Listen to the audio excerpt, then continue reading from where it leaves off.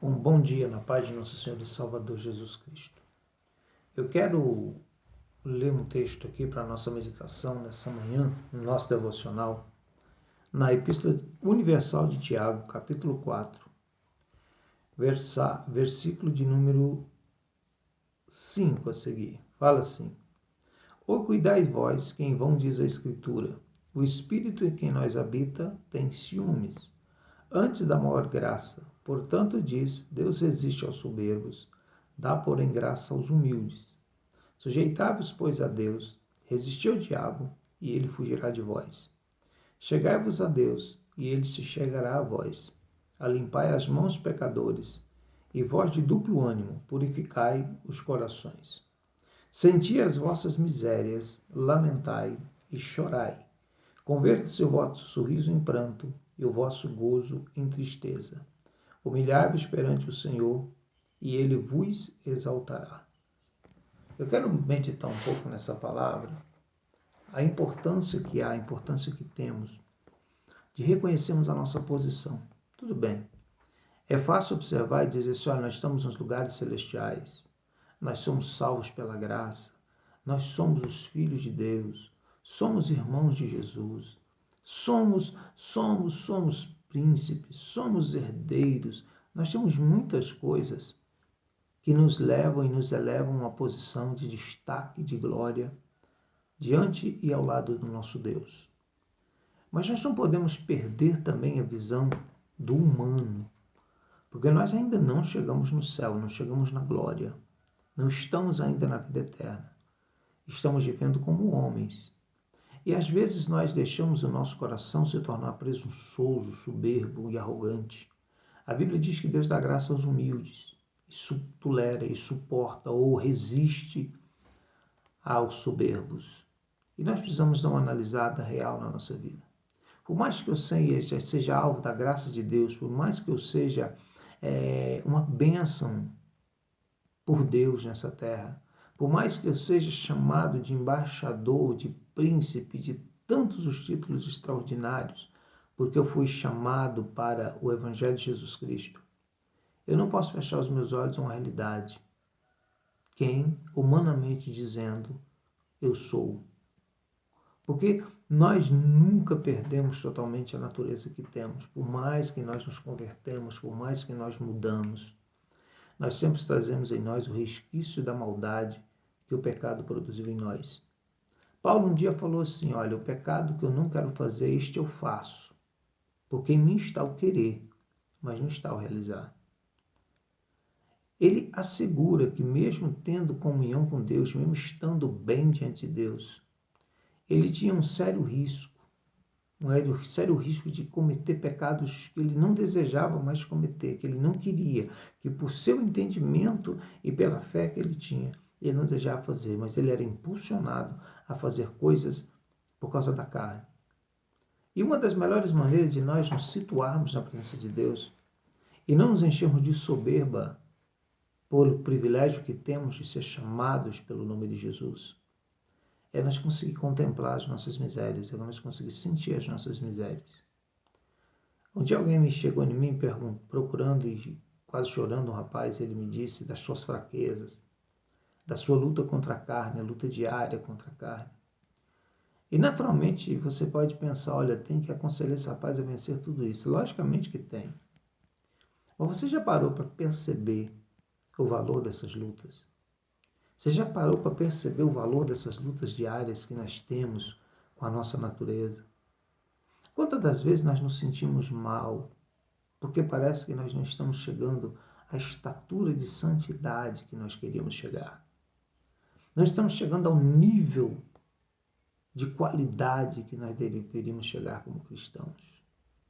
Mas quando isso acontece, que nós percebemos que não estamos naquela altura toda, quando nós percebemos que nós temos fraquezas ainda embutidas na nossa carne, que nós temos sentimentos que ainda são perversos a um coração cristão, essas coisas nos ajudam numa coisa, a perceber que nós não temos motivo de ser arrogante, a perceber que nós não temos motivo nenhum de ser soberbos na vida, Mas quando nós sentimos as nossas misérias, quando nós sentimos as nossas fraquezas, quando nós percebemos quanto somos frágeis, na verdade, Deus é elevado e nós aprendemos a engrandecê-lo e a glorificá-lo.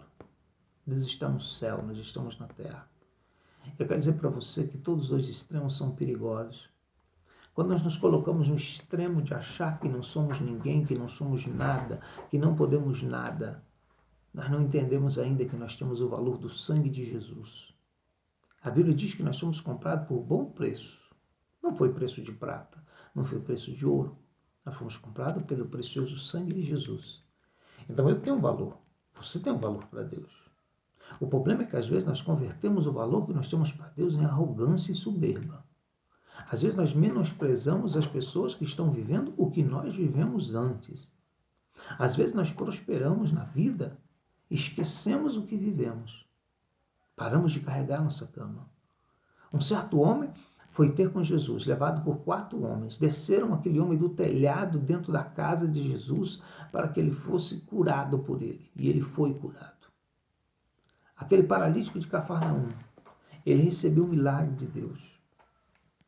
E Deus, em Jesus, disse para ele o seguinte: levanta, anda, toma a tua cama e vai para a tua casa.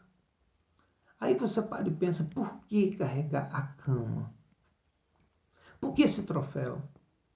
Por que ter uma cama onde alguém passou a vida toda aleijado em cima dela? Você sabe por quê? Porque nós temos uma forte tendência de esquecer as nossas misérias e nos tornar arrogantes, nos tornar prepotentes. Às vezes nos esquecemos que outrora fomos extremamente pobres financeiramente falando, que não tínhamos nem o alimento decente dentro da nossa casa. E quando nós vemos alguém nessa situação, nós menosprezamos. Nós chamamos essas pessoas de preguiçosos, chamamos essas pessoas de desajustados, seja lá do que for, porque nós nos tornamos arrogantes porque fomos abençoados.